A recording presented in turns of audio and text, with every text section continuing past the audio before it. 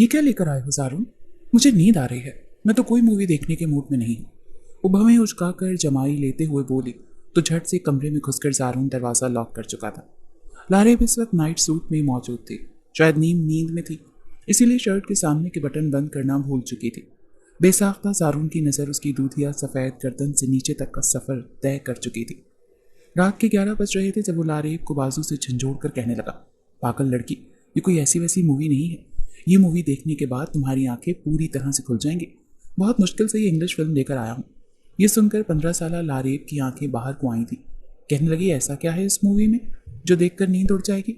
ज़ारून शरारत से हंसा था और फिर उसे बेड पर बिठाकर कमरे की लाइट ऑफ कर दी और एलईडी में वो यूएसबी कार्ड इंसर्ट करते हुए बोला, देखो हम दोनों अब जवान हो चुके हैं और तुम ही तो कहती थी मुझे देखना है कि बच्चा कैसे पैदा होता है।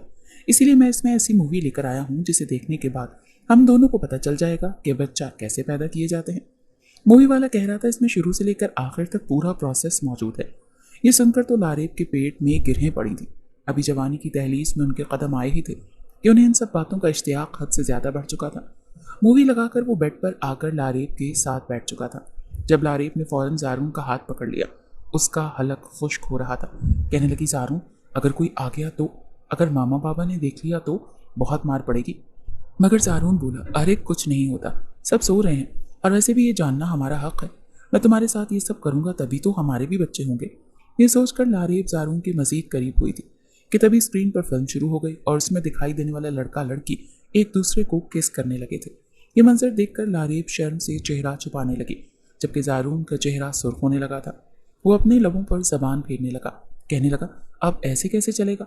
तुम तो देखकर ही शर्मा रही हो। ठीक से देख लो और सीख लो, क्योंकि इसके बाद तुम्हारे साथ भी मैं ये सब करने वाला हूँ।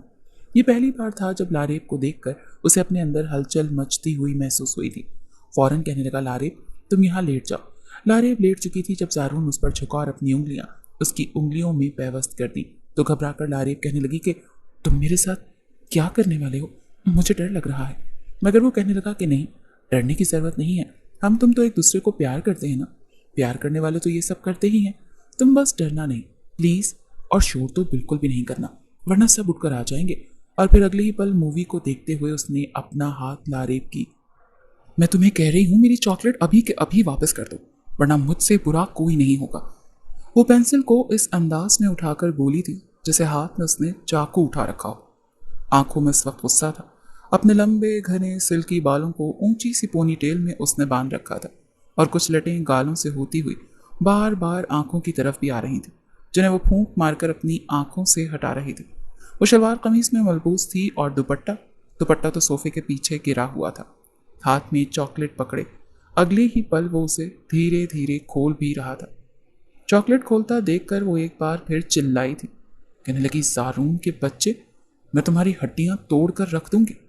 तुम्हें पता है ना, मुझे बिल्कुल भी नहीं पसंद कि कोई मेरी चीज़ों को हाथ लगाए, और ख़ास कर खाने पीने की चीज़ों को तो बिल्कुल भी नहीं। वो गुस्से से उछल कर सोफे पर आई थी, लेकिन तब तक जल्दी से चॉकलेट का पैकेट खोल कर ज़ारून उसका एक बाइट ले चुका था कि लारेब उसके ऊपर गिर चुकी थी। दोनों हाथों से उसके बाल खींचने लगी। अपनी चॉकलेट उसने उसके हाथ से तो ले ही ली थी, मगर उसके मुंह में जाने वाला पीस भी वो गुस्से से तोड़कर अपने मुंह में डाल चुकी थी। दोनों एक दूसरे के ऊपर सोफे पर गुत्थम गुत्था हो चुके थे कि तभी ज़ारून अपना तवाज़ुन बरकरार ना रख सका और दोनों ही फर्श पर आ गिरे थे। धड़ाम से गिरने की आवाज़ पर किचन में काम कर रही फरहाना और नौशीन बेगम बाहर आई थी। सामने का मंजर थोड़ा सा गैर मुनासिब था, मगर मजाल है जो दोनों औरतों के माथे पर बल पड़े हों या फिर और कोई तासुर आया हो। ज़ारून नीचे गिरा हुआ था, हंस रहा था और अभी भी किसी तरह लारेब की चॉकलेट छीनने में लगा था, और लारेब उसके ऊपर बैठी अभी भी उसके बालों को खींचती उसे मार रही थी। दोनों बचपन ही से एक साथ रहते आए थे, चचाजाद कजन्स थे। इनका घर आमने सामने था। शुरू से दोनों भाइयों में भी बहुत बनी थी और जेठानी देवरानी का साथ भी अच्छा था। ईद या कोई भी फंक्शन होता तो अक्सर दोनों ख़ानदान मिलकर ही खाना बनाया करते थे और महफिलें जमा करती थी। अभी भी ईद का दूसरा दिन था। फरहाना बेगम और नौशीन बेगम दोनों किचन में कढ़ाइयाँ बना रही थी, मगर यहाँ ये दोनों बच्चे तो उन्हें चैन ही नहीं लेने दे रहे थे। लारेब की माँ नौशीन बेगम गुस्से से आगे बढ़ी और कहने लगी, ये क्या कर रही हो लारेब? तमीज नहीं है तुम्हें? इतनी बड़ी हो चुकी हो मगर अकल तुम्हें अभी भी नहीं आई। हटो जारून से पीछे। जारून भी हाँपते हुए बोला था, उफ मोटी, हट मेरे ऊपर से। अभी अभी नाश्ता किया है मैंने, ये ना हो कि सब कुछ तेरे ऊपर ही उंडेल दूं। उसकी ये बात सुनकर उसे मुक्का मारकर वो उसके ऊपर से हटी थी और कहने लगी कि कद्दू कहीं के, दोबारा मेरी चीज़ों को हाथ लगाया ना तो हाथ तोड़ के रख दूंगी। नौशीन बेगम गुस्से से लारेब को बाजू से झंझोड़ कर कहने लगी, तुम दोनों का बिला वजह का पैर किसी रोज तुम्हें मुझसे पिटवा देगा। लारेब छोटी नहीं हो अब तुम।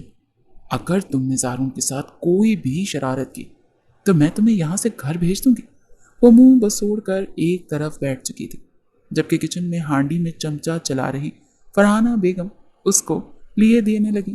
कहने लगी, क्या हो गया है नौशीन, बच्चे हैं दोनों, जानती तो हो बचपन ही से एक साथ ही स्कूल भी एक साथ ही जाते हैं, पढ़ाई भी एक साथ करते हैं, मगर पता नहीं इनको बैठे बैठे क्या हो जाता है। बस छोड़ो तुम बच्चों को, आओ रायता तैयार करवा दो, भाई साहब लोग अभी आते ही होंगे। 5 मिनट तक ही जारून और लारेब की लड़ाई रही और उसके बाद एक बार फिर दोनों एक साथ बैठ चुके थे। लारेब ने अपने हिस्से की चॉकलेट खाकर जारून को दे भी दी और अब दोनों मोबाइल्स पर गेम्स खेल रहे थे। मॉन्टेसरी से हायर एजुकेशन तक दोनों एक साथ ही पढ़ते आए थे, स्कूल भी एक साथ जाते, वहाँ पर भी एक साथ ही बैठकर कोई भी पंगा अगर लेता तो दोनों एक साथ ही उससे निपटते थे। पूरा स्कूल ही दोनों से डरा करता था। इस वक्त दोनों 9वीं क्लास के तालिब इल्म थे। दोनों की बॉन्डिंग आपस में बहुत ज़्यादा थी। जिस खानदान से इन दोनों का ताल्लुक था वो भी ऐसा था कि बच्चों पर ख़ास तवज्जो नहीं दी जाती थी कि वो क्या कर रहे हैं और क्या नहीं। बस इतना पता था कि दोनों आपस में कज़न्स हैं, दोस्त हैं। यहाँ तक कि उस रात जब सब खाने बैठे थे तो नवीद साहब मुस्कुराकर अपने भतीजे जारून से कहने लगे, हाँ भाई बताओ, तुम्हारी दोस्ती स्कूल में लड़कों के साथ ही है या फिर लड़कियों के साथ भी बातचीत करते रहते हो? फौरन जारून अपने साथ बैठी कबाब खा रही लारेब के कंधे पर हाथ रखकर बोला था, चाचू मेरी तो बस एक ही गर्लफ्रेंड है और वो है लारेब। इसके होते हुए मुझे किसी और लड़की की ज़रूरत ही क्या है? हम दोनों ही एक दूसरे के क्राइम पार्टनर हैं। इस बात पर भी वो हंस पड़े थे। शायद उनके लिए ये बात नॉर्मल थी कि बच्चे आपस में कज़न्स हैं और उनकी दोस्ती है। खैर है, कुछ नहीं होता, आजकल तो ये सब कुछ नॉर्मल है। मगर कहाँ खबर थी कि आगे चलकर ये बच्चे कैसे उनकी नाक कटवाएंगे। धीरे धीरे वक्त आगे बढ़ रहा था। एक रोज़ जब वो दोनों स्कूल से वापस आ रहे थे तो मैट्रिक क्लास के लड़कों से जारून की दोस्ती हो चुकी थी। इनमें एक लड़का कहने लगा, सिनेमा में नई इंडियन फिल्म आई है, बड़ी अच्छी है, हम लोग तो वो देखने जाएंगे, तो भी क्या हमारे साथ चलेगा? ये सुनकर जारून के दिल में भी ख्वाहिश आ गई कि वो भी सिनेमा में जाकर मूवी देखे। पैसों की उसके पास कोई कमी नहीं थी, जेब में 4-5 हज़ार तो उसके हर वक्त ही पड़े रहते थे। पहले तो उनके साथ जाने के लिए माना, लेकिन फिर कुछ सोचकर कहने लगा, नहीं तुम लोग जाओ, मैं तो अपनी क्राइम पार्टनर के साथ ही जाऊंगा। इस वक्त जारून की उम्र 14 साल थी जब उसने छुट्टी के वक्त 13 साल लारेब से कहा कि चलो हम मूवी देखने चलते हैं, तो ये सुनकर वो भी उसके साथ तैयार हो चुकी थी। दोनों जब सिनेमा के बाहर टिकट लेने के लिए पहुंचे तो वहां पर मौजूद सिक्योरिटी गार्ड ने उन दोनों बच्चों को देखकर अंदर भेजने से इनकार कर दिया कि तुम दोनों अभी छोटे हो और ये फिल्म बच्चों के लिए नहीं है। मगर जारून फिर भी जैसे तैसे लारेब का हाथ पकड़कर अंदर जा चुका था। ये पहली बार था जब दोनों एक साथ बैठे थे। हीरो को देखकर जारून कहने लगा, ये मैं हूँ, और हीरोइन को देखकर लारेब कहने लगी, ये मैं हूँ। और इसके बाद जब फिल्म शुरू हुई तो नामुनासिब सीन आने लगे। नाचते हुए हीरो हीरोइन एक दूसरे को छूना, एक दूसरे की बाहों में झूलना और मोहब्बत में बड़े बड़े डायलॉग्स बोलना, ये सब कुछ देखकर लारेब जारून को देखने लगी थी। यही वक्त था जब दोनों के दिल में अजीब से ख्यालात आने लगे। फिल्म देखकर जब वापस आए तो जारून की सोच अक्सर बदल चुकी थी। दोनों जिस कदर एक दूसरे के करीब रहे थे उन्हें यह महसूस होने लगा कि शायद हम एक दूसरे से मोहब्बत करने लगे और मोहब्बत करने वालों को शादी कर लेनी चाहिए। उस वक्त वो दोनों 9वीं क्लास में थे। 9वीं जमात के पेपर्स देने के बाद जारून और लारेब दोनों ही फ्री थे, मगर फिर भी हर रोज़ कभी लारेब जारून के घर आ जाती थी और कभी जारून लारेब के यहाँ जाता था। सीधा दोनों एक दूसरे के कमरे में ही जाते थे और घंटों दरवाज़ा लॉक करके बैठे रहते। कभी कार्टून मूवीज़ देखते तो कभी कोई इंडियन मूवी, लेकिन माँ बाप को तो जैसे देखने का बिल्कुल भी होश ही नहीं था कि बच्चे क्या कर रहे हैं, क्या देख रहे हैं और उनके जहनों पर क्या असर पड़ रहा है। जारून जवानी की दहलीज पर कदम रख चुका था। लड़का था और फिर जिस तरह के लड़कों के साथ उनका उठना बैठना था वो वक्त से पहले ही काफ़ी समझदार हो चुका था। वहीं उसका वजूद और डी डॉल भी ऐसी थी कि वो था तो 15 साल का मगर लगता वो 17 साल का था। अभी भी जब वो नौशीन बेगम के घर में दाखिल हुआ तो वो सहन में ही बैठी थी, धूप सेक रही थी। चच्ची से मिलने के बाद कहने लगा, मेरी पार्टनर कहाँ है? और जिस अंदाज में फ्री होकर बोला था नौशीन बेगम को थोड़ा सा अजीब लगा। मुस्कुराकर कहने लगी, क्या हर वक्त तुम लारेब लारेब करते रहते हो? कभी मेरे पास भी बैठ जाया करो। लेकिन वो फौरन मुस्कुराकर कहने लगा कि अरे चच्ची जान, परवाना शमा की तरफ नहीं जाएगा तो क्या परवाना की अम्मा की तरफ लपकेगा? आपके पास बैठकर मैंने क्या पुराने ज़माने के किस्से सुनने हैं? मैं तो अपनी कैलोपेट्रा के पास ही जाकर बैठूंगा। वो शायराना अंदाज में ये कह तो गया था, मगर नौशीन बेगम के माथे पर बल पड़ चुके थे। कहने लगी, ये तुम किस लहजे में बात कर रहे हो? यहाँ पर बैठो और मेरी बात सुनो। छोटे नहीं रहे अब तुम, समझे? बड़े हो रहे हो। वक्त के साथ साथ मानती हूँ तुम्हारा और लारेब का बचपन एक साथ गुजरा है, मगर अब तुम्हें थोड़ी बहुत समझदारी दिखानी चाहिए। मेरी बच्ची तो भोली भाली है, मगर तुम्हारा जहन तो बड़ा कंप्यूटर की तरह तेज चलता है। वो फौरन हंसकर कहने लगा, आपकी बेटी अगर मासूम है तो मैं कौन सा गलियों का बदमाश हूँ? मैं भी तो मासूम ही हूँ। और वैसे भी आप मुझे ये सब कुछ क्यों कह रही हैं? नौशीन को वो खरा सा जवाब दे रहा था और नौशीन अंदर तक झुलस रही थी। कहने लगी, तौबा है भाई, तुम्हारी शिकायत तो मुझे भाई साहब से करनी पड़ेगी। रही बात लारीब की, तो उसकी तबीयत ठीक नहीं है, वो अपने कमरे में सो रही है, शाम को आ जाना। वह भी ये कह ही रही थी कि वो उठा और सीधा लारीब के कमरे की तरफ जाने लगा और साथ ही धड़ाम से दरवाज़ा खोल दिया। अभी अभी लारीब गहरी नींद सो रही थी। वो ऐसे ही उसके कमरे में दाखिल होता था। लारीब को बुखार था और उसका चेहरा सुर्ख हो रहा था। उसके करीब आया, ढीले ढाले कपड़े पहनकर वो बेड पर लेटी थी। बाल खुले थे, कमर से कमीज हटी हुई थी। एक पल को तो देखकर जारून वहीं पर रुक चुका था। अगले पल आगे बढ़ा और उसे उठाने लगा कि लारीब उठो, ये कोई सोने का वक्त है, आओ फुटबॉल खेलते हैं। उसे कहता उसे अपनी बाहों में भर चुका था। कहने लगा, आंखें खोल रही हो या नहीं, या मैं तुम्हें भी जाकर शावर के नीचे खड़ा कर दूं? बड़ी मुश्किल से अपनी आंखें खोली थी, मगर तब तक शायद बहुत देर हो चुकी थी। जारून हंसता हुआ उसे वॉशरूम लेकर जा चुका था और शावर खोल चुका था। एकदम से खुद पर पानी पड़ता देखकर वो चिल्लाई थी और चिल्लाते हुए जारून से लिपटी थी। कहने लगी, प्लीज़ मुझे ठंड लग रही है, बंद करो शावर को। दिमाग तुम्हारा ठीक है जारून, क्यों मुझे मारने पर तुले हुए हो? शोर सुनकर नौशीन बेगम वहां पर आ चुकी थी, मगर अंदर का मंजर देखकर तो उनका दिमाग घूम चुका था। मुकम्मल तौर पर लापरवाह लारेब और जारून दोनों भीग चुके थे और लारेब उसके सीने से चिपकी हुई थी। ये मंजर देखकर उनका बीपी हाई हुआ था। आगे बढ़कर उन्होंने गुस्से से दोनों को एक दूसरे से अलग किया। वो अच्छी खासी डांट सुनाकर बस किसी तरह जारून को वहां से भेजना चाहती थी, मगर जारून डांट सुनकर भी संजीदा नहीं हुआ था। कहने लगी कि मामा, आप जारून को डांट क्यों रही हैं? ये हम दोनों का पर्सनल मैटर है ना। क्या अगर उसने मुझे गीला कर दिया तो वो खुद भी तो गीला हुआ है। प्लीज़ आप उसको डांटा मत करें, मुझे अच्छा नहीं लगता। वो अपनी माँ को ये बात काट कर बाहर करे और फिर चेंज करने के बाद जारून के साथ बाहर जा चुकी थी और माँ एक गहरी सांस खारिज करके इस बात को नज़रअंदाज कर गई। धीरे धीरे दोनों एक दूसरे को इस कदर पसंद करने लगे थे कि जारून लारेब से कहने लगा कि मैं देख रहा हूँ तुम्हारी माँ को मैं कुछ ज़्यादा ही खटकने लगा हूँ। इन्हें मेरी आंखों में तुम्हारे लिए मोहब्बत दिखाई नहीं देती। इस वक्त इनकी मैट्रिक की क्लासेस शुरू हो चुकी थी। दोनों की उम्रें 15-16 साल थी और दोनों एक दूसरे की खातिर इस हद तक पागल हो चुके थे कि अपनी शादियों की बातें कर रहे थे। उस दिन के बाद से नौशीन बेगम ने भी अपना हाथ सख्त कर लिया था। अगर कभी जारून आता भी तो उस पर कड़ी नज़र रखती। लारेब को भी ढके छुपे अल्फाज में समझा चुकी थी कि बेटा, तुम दोनों बड़े हो चुके हो, जवान हो चुके हो, छोटे नहीं रहे। जब भी देखो तुम दोनों एक दूसरे के बेहद करीब बैठे होते हो। कभी हाथों में हाथ पकड़ा होता है, कभी कंधे से कंधा मिलाया होता है। यहाँ तक कि तुम लोग फैमिली गैदरिंग में भी एक ही प्लेट में खाना खा रहे होते हो। ये सब कुछ अच्छा नहीं होता, तुम्हें इससे दूरी बनाकर रखनी चाहिए। वो लड़की नहीं, एक लड़का है, समझी। और वैसे भी मुझे जारून की आदतें कुछ ठीक नहीं लगती। वो खुद तो बिगड़ा हुआ है ही, तुम्हें भी बिगाड़ देगा। मगर लारेब के कानों पर तो जूं तक नहीं रेंगी थी। उसे अपनी माँ ही अपना दुश्मन लगने लगी। वहीं जब नौशीन बेगम ने फरहाना बेगम को ढके छुपे अल्फाज में बताना चाहा तो वो हंसकर कहने लगी कि अरे तुम क्या दकियानुसी बातें लेकर बैठ गई हो? अरे बच्चे हैं, एंजॉय कर रहे हैं तो करने दो। आपस में कजन्स हैं, गैर थोड़ी हैं। आजकल तो लड़के लड़कियां क्या कुछ करते फिर रहे हैं। खैर है, इन्हें अपनी लाइफ एंजॉय करने दो। तो नौशीन बेगम भी सोच कर ही चुप कर जाती थी। मगर एक शाम जारून जब घर आया तो लारेब का हाथ उसने पकड़ रखा था। आज एक बहुत बड़ा प्रोजेक्ट जारून के वालिद को मिला था, इसीलिए उन्होंने लारेब के माँ बाप को भी अपने घर ही बुला रखा था। सभी बैठकर बातों में मशगूल थे। जब ये दोनों बैडमिंटन खेलने के बाद घर में दाखिल हुए, दोनों एक दूसरे का हाथ पकड़कर अंदर आए तो जारून सबको देखकर मुस्कुरा कर कहने लगा कि चलें, सब यहीं पर मौजूद हैं तो मुझे आप सबसे एक बहुत ज़रूरी बात करनी है।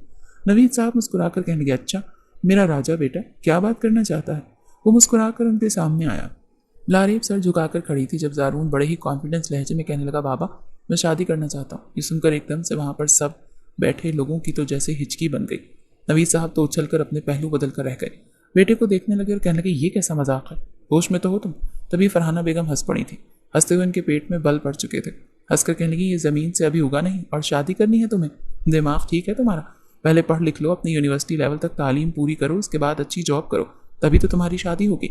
मगर वो माथे पर बल डालकर कहने लगा, नहीं, मुझे बस शादी करनी है तो करनी है, और वैसे भी पढ़ाई तो साथ साथ होती रहेगी।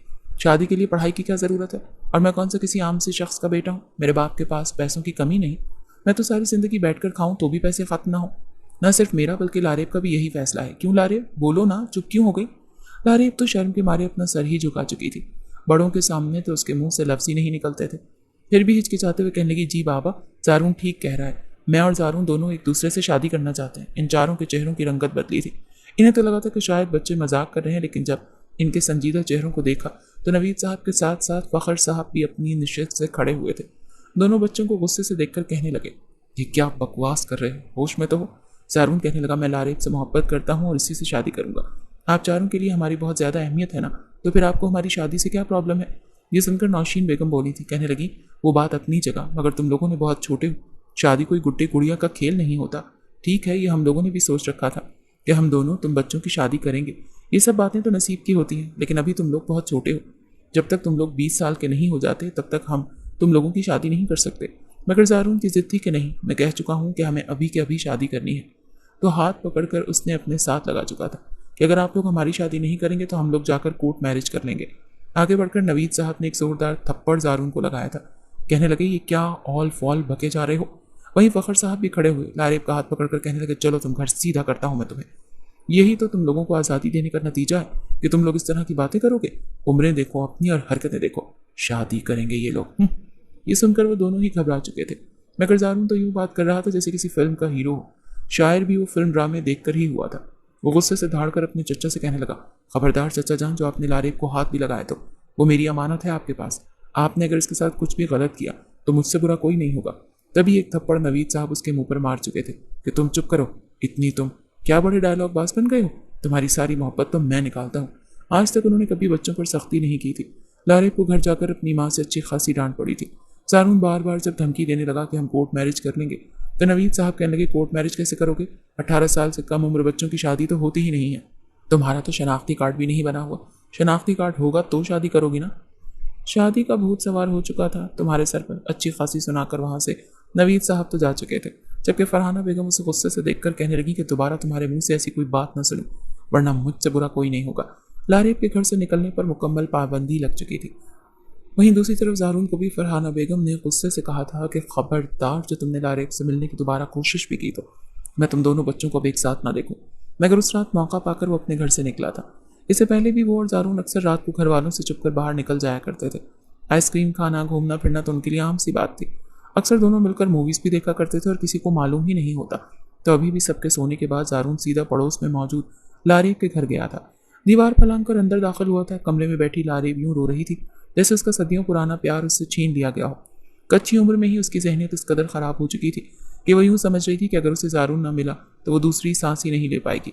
तभी बैल्कनी की खिड़की खोली और जारून अंदर आया। जारून को देखकर वो दीवानावार उसकी तरफ भाग कर आई और उसके सीने से लग गई। कहने लगी, जारून तुम आ गए?